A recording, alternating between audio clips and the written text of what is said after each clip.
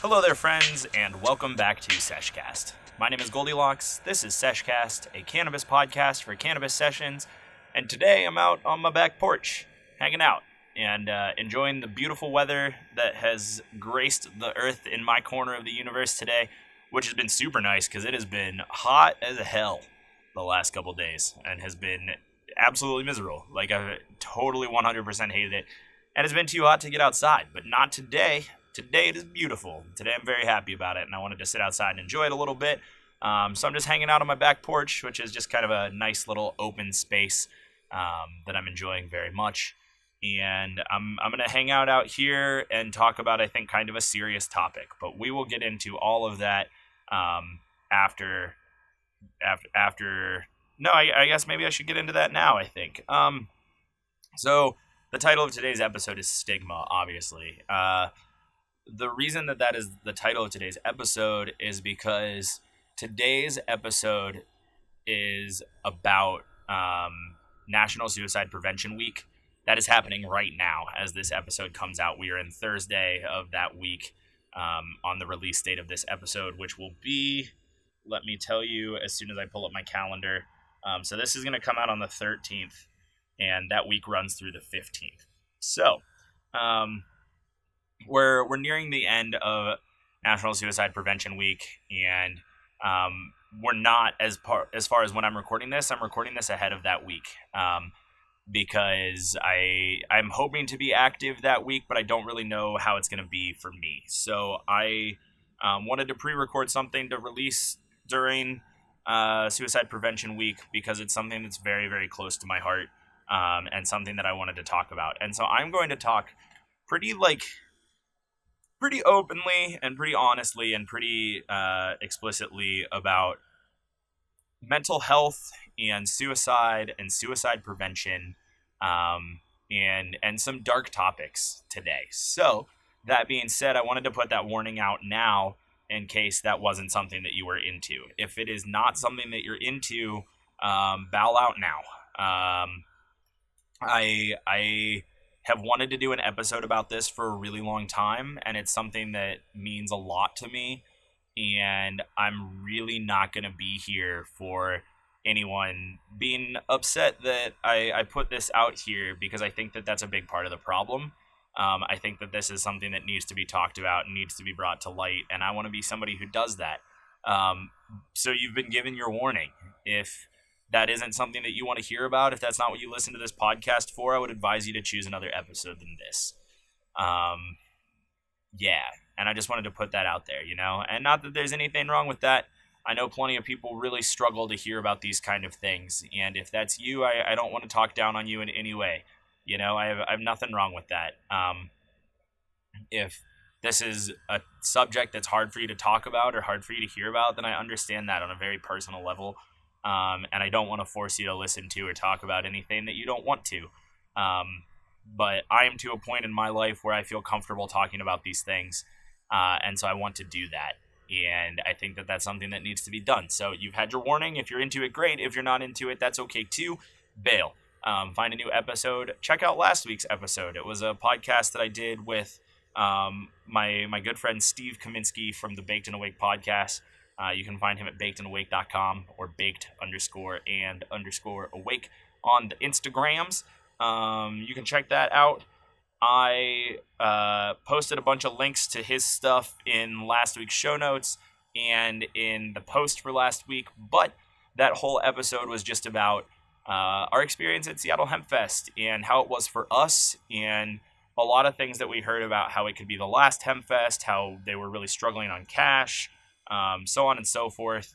And so we wanted to put our opinions out there on how we thought it went and how we think that they could improve the experience to hopefully keep it alive and going. So that was a really interesting conversation. And if that sounds interesting to you, I would suggest you checking it out, especially if you want to listen to this podcast but don't want to listen to this episode. I'm going to turn my mic down just a hair, and then I am going to pack a bowl because I haven't done that yet. Today, I'm using a new pipe, and it's the first pipe that I've used from my Seattle trip. I've talked about all of my pipes. I've shown some of my pipes on Instagram, but this will be the first one that I use for a show. I think that some people also may notice that while I have stated that I'm going to talk about some really dark and difficult subjects, I'm still kind of cheery and a little upbeat. And I want to talk a little bit about that too. In all honesty, sorry, I left a metal rolling tray on a metal table that I just set a glass bowl on, and that same table also has my microphone stand on it, which is why that made an awful noise. Or didn't, if the audio filter brought it out, which I'm hoping works really well because my air conditioner unit is right beside me, and it is on, and I probably shouldn't be recording next to my air conditioning unit, but here I am.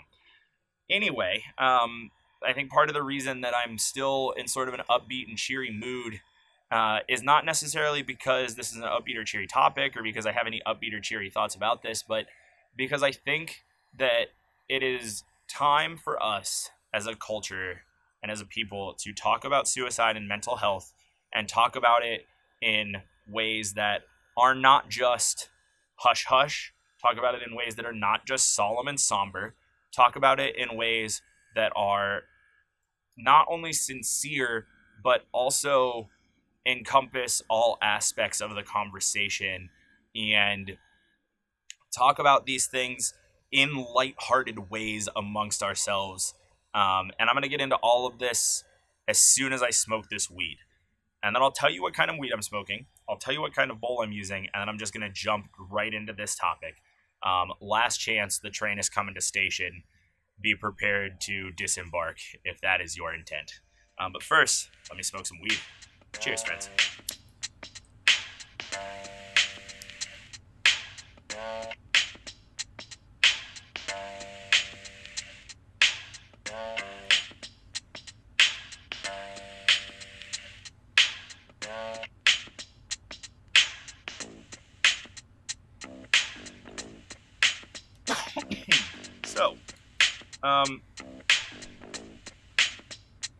The weed that I'm smoking. Let's start there. The weed that I'm smoking on is Jack Herrera. It is the very end of my Jack Herrera. I've got a grinder full of it, and then I'm out. I bought a lot of Jack Herrera. I'm finally finished with it all, and I just picked up new weed last night. So I should have new strains coming in future episodes. Currently, we're still on Jack. It's doing me well. I like it. It's rambly. It's a good recording strain. I dig it. It tastes good. It smells good. End. Next, I am smoking out of a brand new pipe today. This is a brand new pipe from glowpipes.com. This was my first pipe that I got in Seattle, and I do actually have an artist name for this, which is really exciting because I did another, I don't remember if it was a live stream or maybe it was in one of my episodes. I think it might have been in my Hempfest recap episode that I was talking about this pipe, and I said, oh, well, the artist doesn't really have his name anywhere. I was wrong. I'm sorry. I looked, and I found the artist's name, and I'm not going to be a jerk this time. So this guy's name is Jason Thyman, Thiemann. You can find more about all of this at glowpipes.com. I'm not sponsored or anything by this. I'm just telling you a story. And I got this beautiful little blue on blue on blue swirl twist. I don't know. It reminds me of an icicle Christmas decoration, like a glass icicle, the way that it's twisted. It's a very classic and sort of standard glass blowing technique. It's obviously from a mold, and honestly, the mold only sort of caught one side of it, but it's very unique, and it's got this beautiful, beautiful swirl eye in the front of it that I can literally see myself in. It's so reflective, and it's got this sort of black eye in the middle of it. It literally looks like a black hole, but the front of it is very bright and light and shaped sort of like a unicorn horn. It's very cool. I like it a lot. He did a great job with it. So Jason Thyman, apparently, according to this website that I'm on, created the first piece of, let me find the thing. Jason was the first to create and perfect true glow-in-the-dark borosilicate glass named Boro Glow Glass, which has become extremely popular throughout the industry ever since. So there's that. The pipe I bought does not glow in the dark. That was intentional. It was just less of this had more of the look that I was looking for and more of the feel that I was looking for. The color on this makes it look like it glows in the daytime. Like, I can't think of another way to say it other than it looks like it's backlit. Like, it's LED backlit, and it's so cool. And I really hope I can get a picture that does it justice. And if I do get a picture that does it justice, or even if I don't get a picture that does it justice, you will still see a picture of this on my Instagram, at Sesh Cast. You can find me there. I exist. I do live streams sometimes. I post about glass and other things. And that is the best way to contact me if you want to get a sticker, which a couple of people have. So big shout out to somebody who goes by the name of Dead or Alive on Instagram who didn't tell me their name, and another girl named Emily.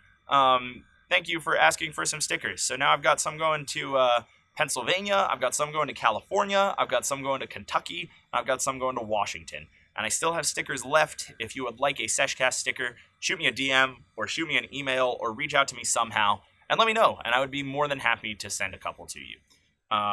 Okay. That's all the formalities, I think. I think it's now time for me to smoke this weed and jump into this episode. So I'm going to hit this, and then I will be right back. Cheers.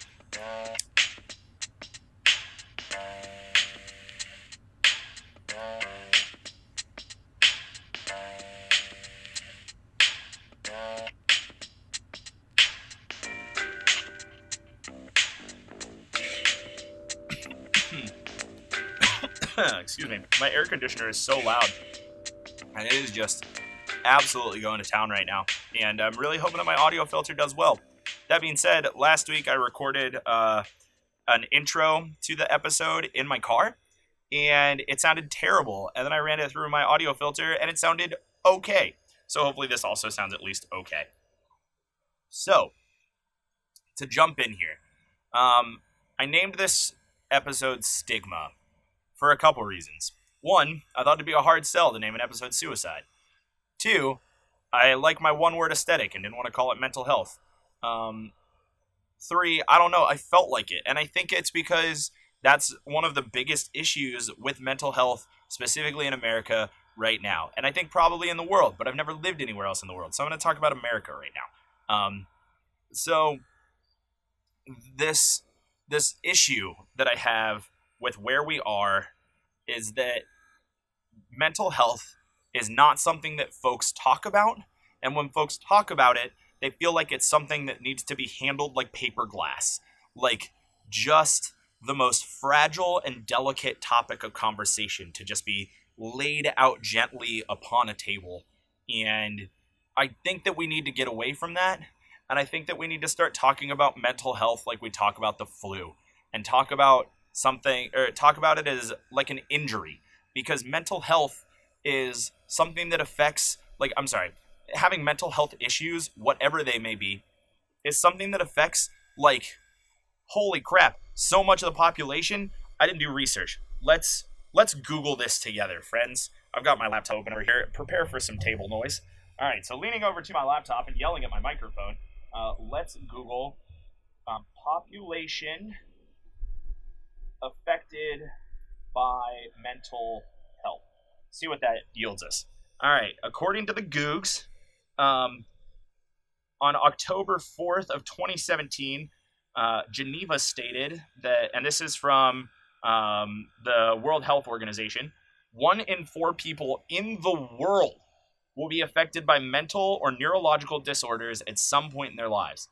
Around 450 million people currently suffer from such conditions, placing mental health disorders among the leading causes of ill health and disability worldwide. That is a huge statistic. Like a huge statistic. That was difficult, and I need a drink. I'm getting fired up, and I have super hella cotton mouth. Give me a sec. Okay, so mental health right now is looked at, I feel, as something that we know people suffer from, and we know that we should talk about it. We know it's not this we have to stay all hush-hush about this, and it's not quite the dirty word that it was 5-10 years ago. And I know that there's still some issue.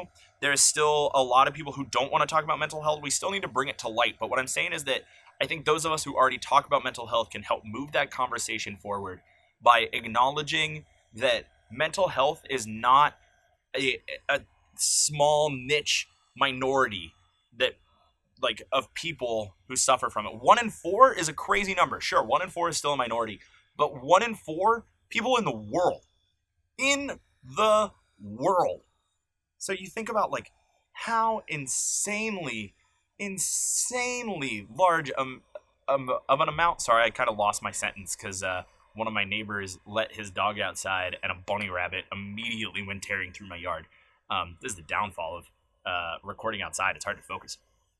So anyway, I like this insanely large amount of people suffers from mental health, and we still all talk about it like it's something that only strikes down a few people around us. And we know that there are people with mental health issues, but it's time to acknowledge that like it's a huge chunk of people. It's not just a few. It's a ton of us who all suffer from mental health issues. And it's a real problem. And if we want to get anywhere in moving the effort to heal and to cure forward, then we need to start talking about it like it's another day-to-day thing. Not that it isn't special, not that it's not something that should be concerned about, but like, we talk about sprained ankles and we talked about the flu as something that happens to a lot of people and we know the cure for, and we're always very apologetic that it happens for people. And it's, I'm so sorry you're dealing with that. I hope you get better soon. But we don't talk about it the way that we talk about mental health, because the way that we talk about mental health is like, I have depression, I have anxiety, I struggle with suicidal thoughts. And folks are like, oh my God, I'm so sorry. Are you okay? Can I do anything? Like, I get that. I appreciate the sentiment. I do. But it's not, I'm not fragile, and more so I don't want to be treated like I'm fragile. And so now I'm talking for myself, right? I'm not talking for everybody out there. I'm certain people who feel much differently about this than I do. But I want to talk a little bit about my background and maybe why I'm going on this rant, and maybe that will give me more of a leg to stand on, make my rambling sound a little more sensical. I'm going to take another hit of this real quick. Last warning, friends. It's going to get real. Cheers.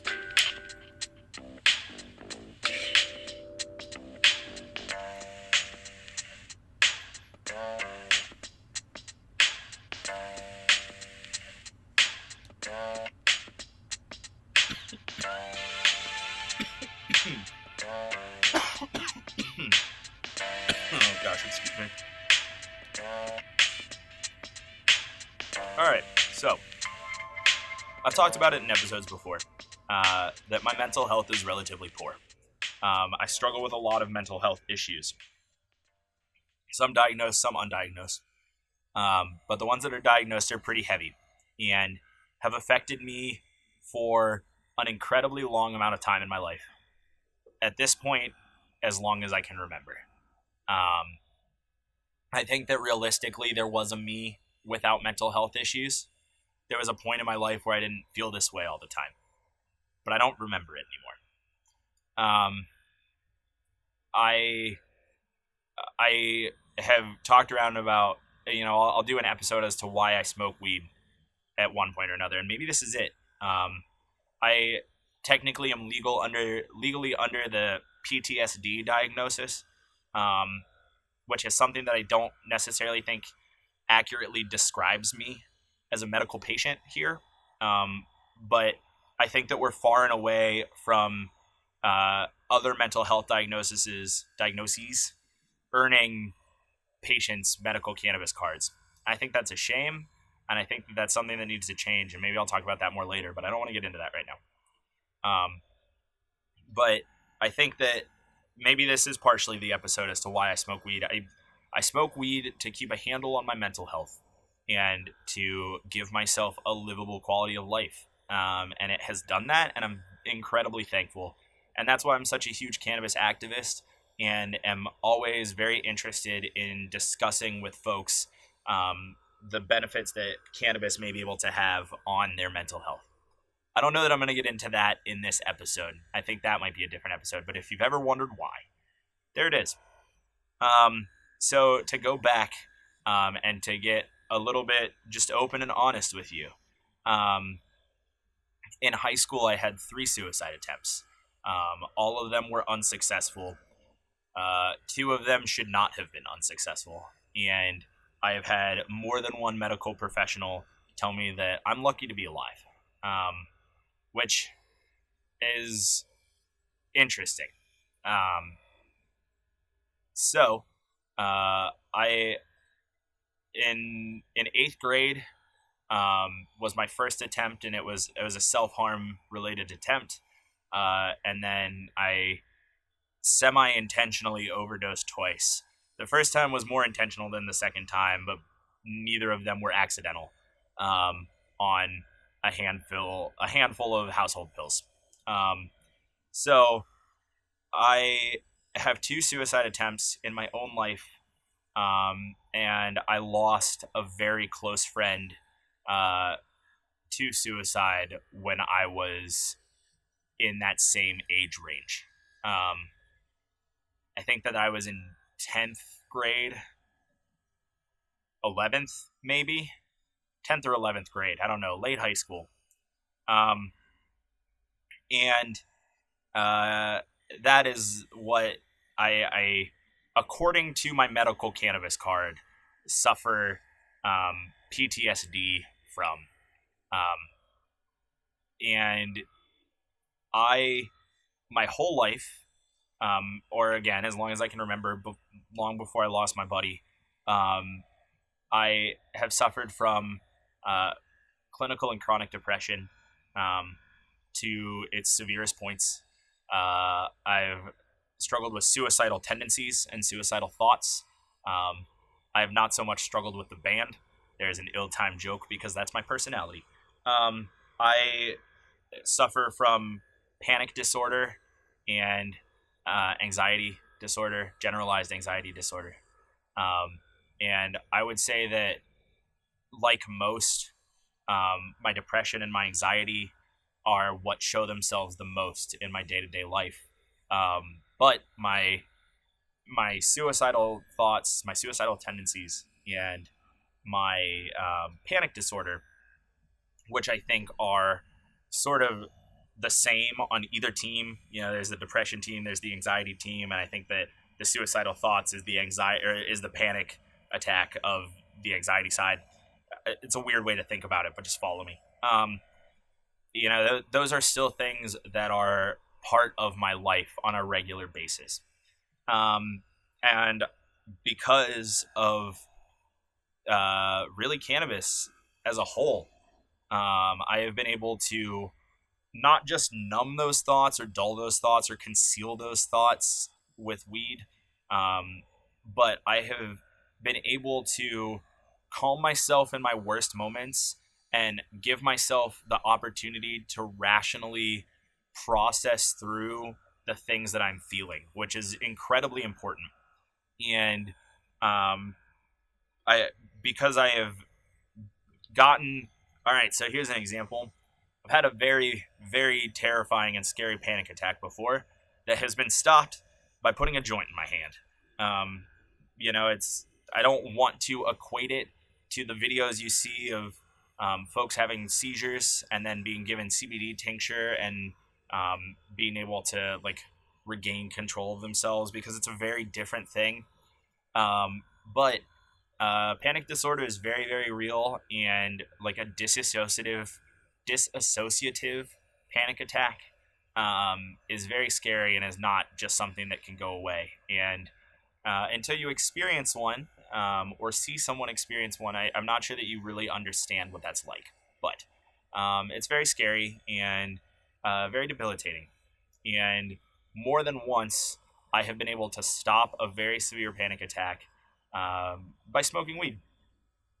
And because I have been able to stop my brain from firing on all cylinders and distract myself and to feel more myself and to feel more things around me, and to feel different things than sadness and sorrow, which is often what brings on my panic attacks. I have learned ways to work my brain, or I've learned to work my brain in those ways, even when I am not consuming cannabis or not stoned. If I'm out in public and having a really bad anxiety day, I'm able to logically process and like wrap my brain around the ways that I'm feeling, which is something I've never been able to do before. And cannabis has helped me with that, and I think that that's incredibly important. I mean, it's actual healing. It's not just a Band-Aid, which is what I always felt like my anti-anxiety or my antidepressants were. I have been able to kick major medication and my own personal painkiller addiction with the help of cannabis, and it's been actual healing for me, and that's been very, very important. And so I wanted to, with this episode, talk about both where I have come from and what has helped me, so that I can say, like, I've talked about this. I want to break the stigma. Let's erase that so I can say that didn't make sense. Get rid of that. Going back, I want to be able to break the stigma of all of these things. I want people to not feel scared to talk about suicide, to not feel scared to talk about mental health, and to know that they can bring that up in conversation with someone and not feel like everyone has to walk, or not feel like everyone else in the conversation feels like they now have to walk on eggshells, because that is often the way I feel treated. That is often the way that when I bring these things up with people and say these are things that I suffer with, it's like you can see the look on their face change immediately.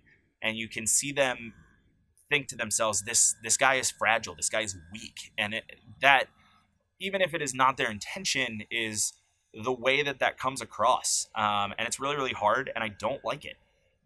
And so I want to be able to talk about mental health in a way that I can say, look, here I am talking about this, here I am openly talking about me, and see now that I am okay. I am not broken. I am not fragile. I'm not weak. I'm capable of talking about all of these things. And I want to be able to talk about them with you, because that will help me rationally process through things. And that can help a lot of people. And the more we put the stigma on it, not only that it's something that shouldn't be talked about, but that it's something that should be treaded lightly around, and something that we shouldn't just get down to the bottom of, is something that I think is detrimental to folks who do suffer from mental illnesses or mental health issues. I don't want to say those two things are the same thing either. I'm sorry. So sorry, I went on a big rush right there. Long story short is what I'm trying to say is that I want to break the stigma of smoking weed and being a functioning member of society. That has always been my mission with this podcast. With this episode, I want to break the stigma of talking about mental health and talking about specifically suicide and suicidal thoughts and depression and anxiety, because I want to make sure that that's something that we can talk about, and something that we don't feel like we even have to hide from our friends, because it gets to the point where you feel like your friend's not having the best day ever, and so you don't want to bring it up around them, because what if you telling them ruins their day? Because you see it happen. There are people out there who you tell it to, and they treat you like you're some kind of freak, which is a hard thing to hear, and it happens. It's real. And there are really good friends who you may have who you tell that you're struggling, and suddenly they feel like they don't know what to say to you anymore, and it can ruin somebody's day, and so you don't want to do that to your friend, but at the same time, if they're having the best day ever, you don't want to bring them down. And it's just hard, you feel like you can't talk about things like this. And what I want to do is make this world a place where we can, and make this place a world where we can say, I'm having a bad day. Things are shitty right now. Like, shit sucks. I'm having a bad day. And I just need somebody to hear me out on that for a minute. And I don't need you to treat me any differently. I want to go right back to what we were doing before I brought this up. But right now, I just need to get this off my chest. And that's something that I don't know that we can do, because we don't talk about it that way. And we make it like it's some crazy, dark, mystic thing that we're not supposed to talk about. It's like the boogeyman, or it's like fucking Beetlejuice. You say it 3 times and it happens. And it isn't. It shouldn't be. So I got fired up there. I'm going to hit this. I'm going to take a little break here. I'm going to give you a chance to process through all that. So I'm going to take a big old toke of weed, maybe just 2, probably a drink. and play some music for you. And I'll be right back after this music. Cheers.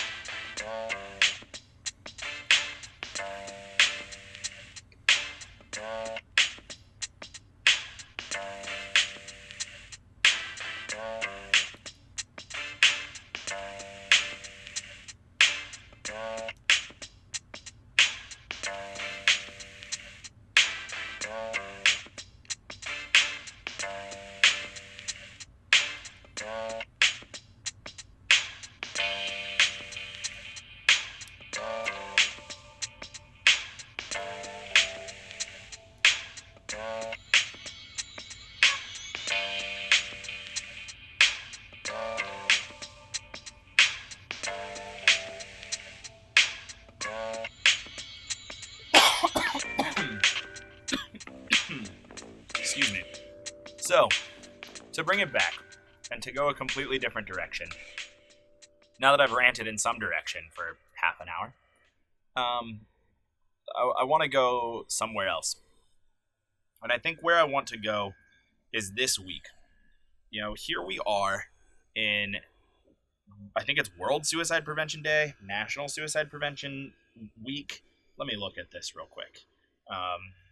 Again, turning to the Googs. Prevention Week 2018. What you telling me, Googs?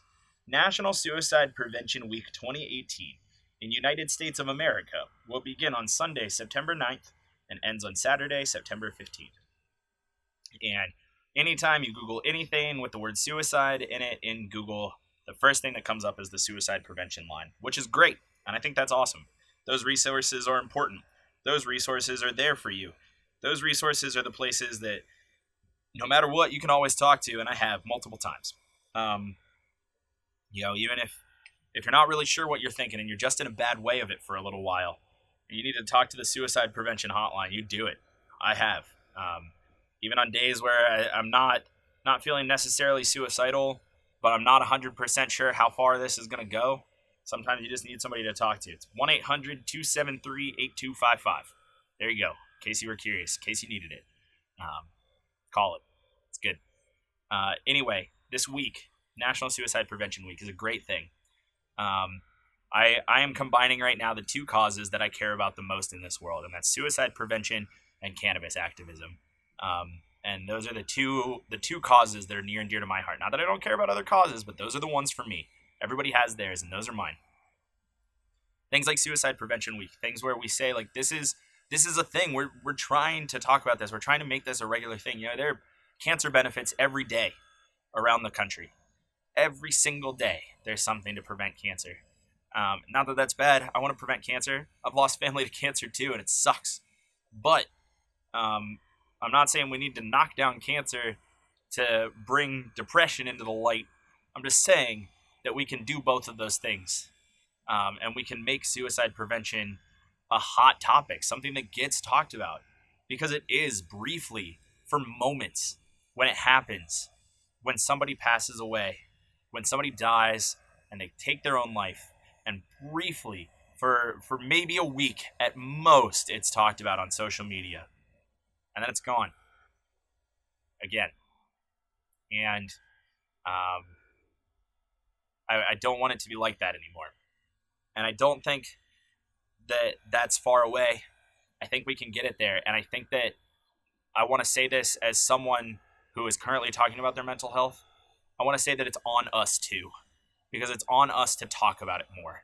And to not just be beaten down and pushed off by our own discouragements and by our own mental health, and say, no, I really do need to talk about this, and I'm going to talk about it. I'm going to find someone who can listen to me and who will care and who will listen to me, because they're out there. They exist. Like I said, there's that number. I'll give it to you again. It's 1-800-273-8255. If you need it, they're always there. Always. There's a crisis text line too. It's not active in every state, but you can find them. You know, like, it's a real issue, and if people need it, reach out, because when you need to talk about it, you just need to talk about it, and quit keeping it to yourself, because we're not doing ourselves any favors by treating it in our own way like it's our biggest weakness and we can only talk about it when we're weak. I mean, that's the kicker of it. I'm having a good day. I sat down to talk about this when I'm having a really good day. The weather is beautiful. I worked out this morning. I don't have to go to work. Smoked hella ton weed today. I got food in my fridge. I got money in my wallet. I got paid. I got nothing to do but go out to dinner tonight. Like, I'm having a good day. But I still want to talk about this. And I want to show people that just because I'm not having a bad day doesn't mean that I'm unaffected by this. Because that's another common misconception. I think that if you are having a good day, if you're smiling, if you're laughing, then you must be fine. There must not be anything wrong with you. And that is just not true. You know, I have great days. I have great weeks. Hell, it's been a long time, but sometimes I have great months. And every once in a while, I'll have a good fucking year. Just a great year. But I still struggle with this. And every day in the back of my mind, it's this illness, this sickness, this disease, this injury, this whatever you want to call it, that I know I still have. And I know someday it's going to come back. And a lot of people say that once you get too close to the bottom, you never really climb the rest of the way out of the hole. That's a really dark way to look at things. And I don't think that that's true, you know? I think you can come back. I saw myself come far enough that even though now I feel as though I'm slipping again, I feel like I can get back to where I was. I know that I can because I got there once before. I'm not saying it gets perfect. I think that's the other lie that they're trying to feed folks right now, and it's not happening, and people are getting upset, and they're giving up too early. I don't think that it ever gets perfect. I really don't think that it does. You know, if you're thinking of your happiest memory and thinking, God, I just wish I could get back to there again, where I was feeling like that every day, quit lying to yourself. If it's your happiest memory, it's because it was happier than all the other times already. It shouldn't be like that every day. You're going to have good days. You're going to have bad days. It's never going to be perfect. But it gets better. I saw it get better myself. I saw myself get there. And I've slipped a little bit, but I know that I'll get back. And that's what I'm living on right now, man. That's what's getting me by. And that's got to get somebody else by too. And if it's not getting you by, I encourage you to think about it. You know? Don't try to strive for the perfect life. Because if you're always trying to strive for something perfect, you're going to miss it when it gets better. You're not going to notice the little improvements, and marginal improvements are important. I say it all the time. Even little improvements are improvements. Things are good, even when they're good, even if they're not as good as they could be. They're still good. Mental health is like that. You have your good days, you have your bad days. And what I'm here trying to do is that even on my good days, I'm still talking about this and I'm still affected by this. And on my bad days, I probably couldn't talk about this. And I want to clarify again that not everybody feels about these things the way that I do. Not everybody can talk about these things the way that I do. But I think that everybody gets to the point where they can. I think that you get there. You do. I did. I couldn't have said any of the things I've said in the last 38 minutes, according to my clock. 3 years ago. Maybe even 2 years ago. Definitely not 4 or 5 years ago. Before I started smoking weed, shit. God. I couldn't even say the word suicide. It scared me. And then I started smoking weed and it helped a lot. I'm not saying that it's the medication for everybody, but everybody has their thing. Everybody has their medication that can make them better. It can make them improve. And it may not be pharmaceutical. It may not be organic. It may be an activity. It may be a person. Everybody has their thing that helps them get there. But you can get there. You really can. You can get to a place where you're not just scraping by. I've been there. I'm not there right now, but I've been there. And I know that you can get there too. And that forever will be my biggest defense against my suicidal thoughts. And my biggest my biggest pushback when I'm talking to someone about their own suicidal thoughts is that it gets to a point where every day doesn't feel like a marathon, even though that may be where it is right now. Because I get it. I've been there.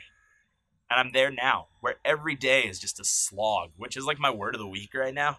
I don't know why I've been saying slog a lot, but I've been there where every day just you gotta fight yourself to get out of bed. Putting your feet on the floor in the morning feels like running a goddamn marathon. And then let alone getting up and getting dressed, putting on any sort of clothes in a day. I've worn the same pair of shorts for weeks, and they are definitely dirty. I work at a climbing gym. They're covered in chalk. I struggle every day to eat enough and to sleep enough. I've been there. I'm there. But there have been times in my life where it isn't like that. Where I'm sleeping 8 hours a night. Holy shit. Where I'm eating 3 meals a day, and all of them are healthy. Holy shit. Where I enjoy getting out of bed in the morning, and the first thing I want to do when I get out of bed is stretch and meditate. Holy shit. I've been there. Fucking kicks ass. Shit rules. You'll get there.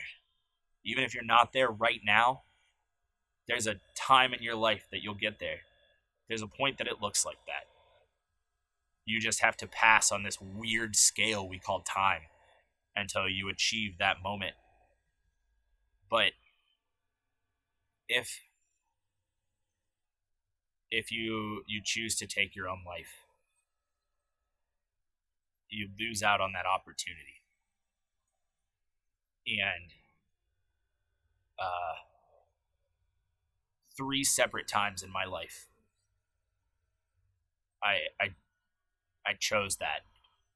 I made that choice. I gave up on my own opportunity. Not once, not twice. 3 separate times. And there would have been a 4th. There really would have been. But I checked myself in. I went to the hospital and said, I can't do this again. Because this will be the time that gets me. I know it. I've never failed at something 3 times in my life. 3 times in a row.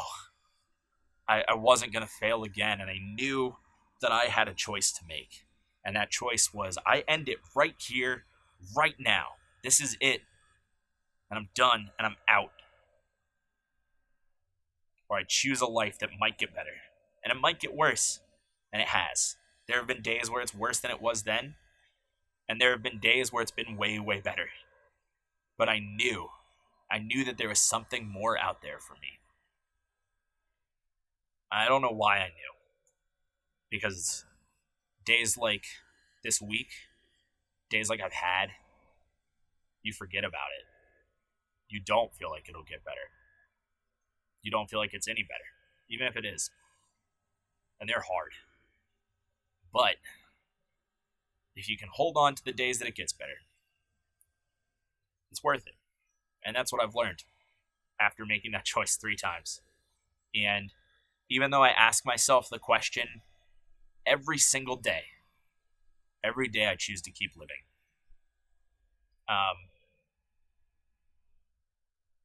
Every day I choose to keep living. And I wish so desperately that I could go back and tell my buddy Clayton that it's worth it. Tell him all the things I just said. But the one thing that I do know, well, maybe I don't know it, but the one thing that I tell myself is that it's nothing but perfect afterwards. But you got to get there in your own time. I don't really conform to any particular religion. I don't care if you do or not. I don't care if you believe that after this is nothing. All I know is that according to Buddhist philosophy, and something that I believe, life is suffering, and life comes with its downsides, and they're inescapable. It's impossible to avoid them. So, afterwards, with no suffering, it's not life. If life is suffering, and there's no life, then there is no suffering. And I think that's a point that we all get to achieve. But I think that you get there on your own time.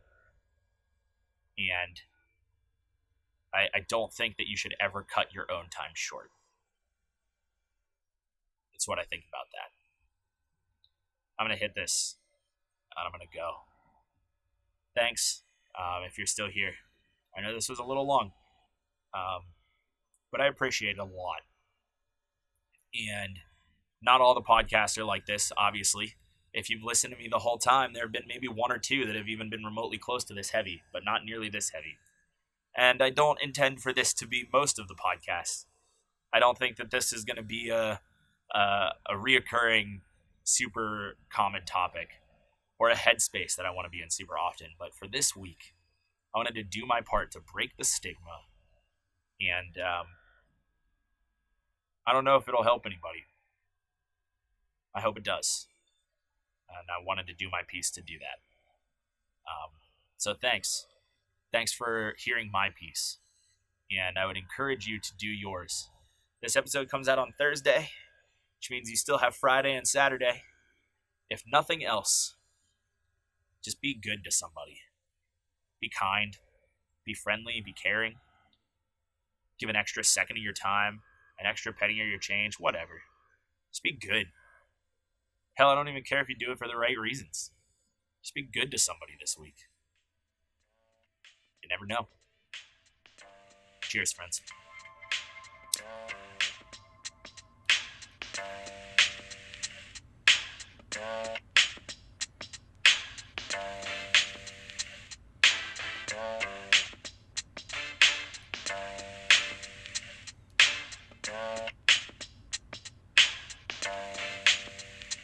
My name is Goldilocks. This has been Sesh Cast.